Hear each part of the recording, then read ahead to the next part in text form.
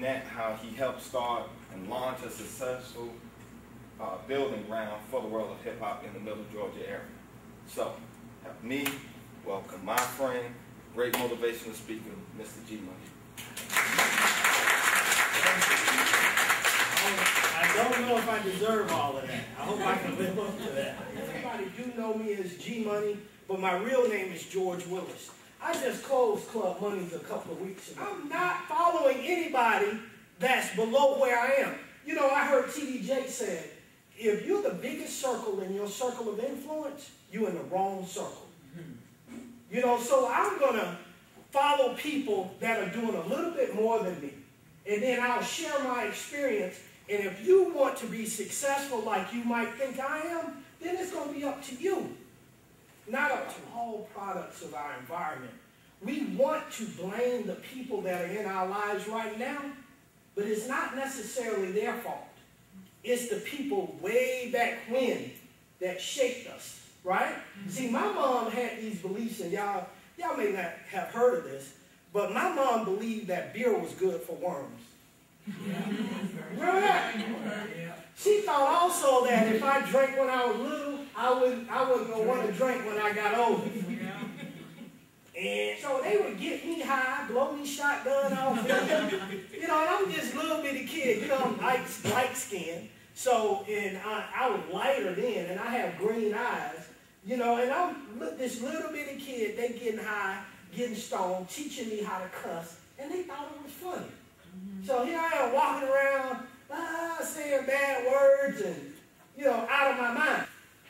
But now when I grew up stealing their money to get high and cussing them out, they didn't think that was funny. You know, isn't it amazing how we accept anything at some point in our lives, regardless of how bad it is? You know why? Because we've been programmed like that. And we were programmed from the beginning, remember? My mom believed beer was good for worms.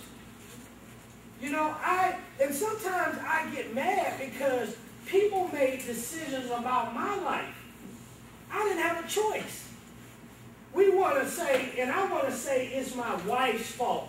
No, it's not my wife's fault. It goes all the way back how I was not taught how to be a successful husband to any woman. I didn't love me. So how was I going to love you? Guess what? When you love yourself, some things are just not acceptable. Some things, ladies, that you don't have to accept. You don't have to let people treat you certain ways. If it's not acceptable, it's not acceptable. Sometimes you have to say no so you can get better. See, I'm not married. I would love to be. I don't even have a girlfriend. But I closed Club Money's because I want to be a minister, and I already am. And I'm doing missionary work, and I'm on a journey. Right now, a relationship would be in the way. It would be a distraction. When I get to this point where God is taking me, my wife will be there waiting for me. You know? And what makes it any different for you?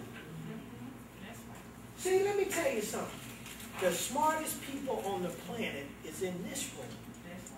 You know why? Because we have survived against impossible odds. And guess what? It's not a black or white issue. So don't get it confused. It's a rich or poor issue. And I'm not here to inspire you. I'm here to somewhat educate you. To let you know that your story and your journey is part of your gift. If I had not been through what I've been through, I wouldn't be standing here.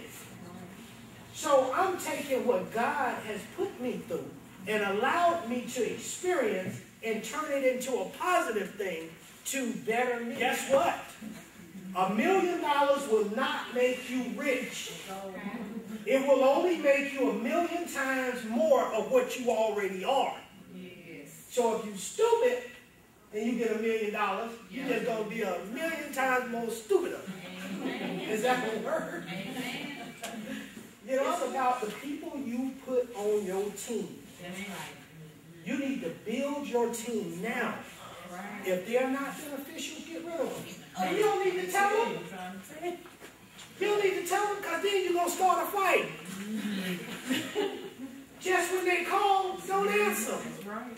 Get rid of them. Hello? When they knock on the door, don't be at home. The TV on. Well, I heard the TV. I did that so won't nobody break in the house. Dude, I am not trying to fight. But they got people to deal with situations. The police work for me. Because I'm a taxpayer. This is done on a spiritual basis. This is what God wants me to do. Right? And it fills me. Guys, I'm more here for me than I am for you. You can only keep what you have by giving it away. And the more I do this, the better I get at it. You know, I put in a video to Oprah, your own show. You know? And look, one of the questions on that was, tell us about your most embarrassing moments. I'm honest. I mean, most people, especially women, when I date women, they say, you ain't got no secrets. No. I'm telling everything. Right? So when something happens, I got a lot of help. But I submitted this thing, and it said, tell us about your most embarrassing moment. I'm going to tell y'all my most embarrassing. One day I was on West Peachtree Street downtown, all right? And I was bleeding really, really bad. I don't know why. You know, I was an alcoholic, whatever. All I remember, I remember the paramedics being there because I can remember the lights. This guy was patching up my head. I had blood all on this side of me, and I had been bleeding pretty bad. I don't know if somebody hit me or I had been, I don't know. And somebody was standing beside me. The next thing I remember, I guess I went into an alcoholic blackout. The next thing I remember, I was waking up about 5:45 in the morning, sun just coming up, and I'm in a hotel room full of women. I'm like, oh my God, I thought I had struck gold, right? So I got up and I looked around, and I was laying on the floor, and there were several people on the floor, somebody on the couch, and they were all women. So I went into the bedroom, there was a suite. I walked into the bedroom, and I looked, there was a man and a woman in the bed. So I walked up there, and I looked, there was a man and a woman. So I went on down and looked. The covers were halfway off. Then I realized, that's two men. I went back, man and a woman, two men. I'm like, wait, man and a woman, two men. Then I looked around and paid close attention. I was in a room full of drag queens. Hey, y'all know what I did. I was like, I had to go to the bathroom. I was okay. I was okay. I did a lot of things, but that wasn't one of them. So I put that on the Oprah thing. You know, so I wonder what they gonna say. You know, and then the other question was, why do you think you're gonna win? I put LOL, laugh out loud. And then I wrote, I don't think I'm gonna win, but I'm enjoying the journey. You know, because it don't matter. You know, I'm like Tyler Perry. Don't give me a job and limit me. You know, give me an opportunity so I can continue to be free. This is my world, guys. This is your world.